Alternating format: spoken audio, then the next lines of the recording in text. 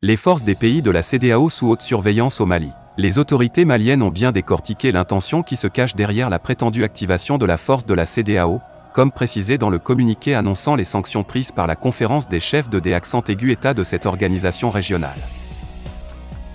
C'est aisé de comprendre que par son expérience, Alassane Ouattara pense user du scénario mis en place par les autorités françaises à son profit contre le président Gbagbo, pour déloger le colonel Assimi Goïta du pouvoir. À l'époque, on le sait, les troupes françaises avaient bombardé la résidence du président Gbagbo et fait intervenir leurs chars et des commandos pour l'arrêter avant d'installer au pouvoir leur homme Alassane Dramane Ouattara. Il s'agira donc de faire croire à une intervention de la force de la CEDEAO, alors qu'en réalité le jeu se fera avec les détachements militaires des pays membres de la CEDEAO actuellement positionnés au Mali au sein des casques bleus de la MINUSMA, lesquels agiraient comme une cinquième colonne au profit de la France. Cela rappelle bien ce qui s'était passé avec une certaine opération Licorne, censée s'interposer entre les belligérants en Côte d'Ivoire, mais qui s'est fondue dans les rangs de l'armée ivoirienne pour aller à l'assaut du bunker de Laurent Gbagbo. Les autorités maliennes, qui se méfiaient déjà des forces onusiennes comme du lait sur le feu, ont pris la décision, à partir de la primature, de mettre en place un comité national stratégique chargé de veiller sur les activités de la MINUSMA au Mali.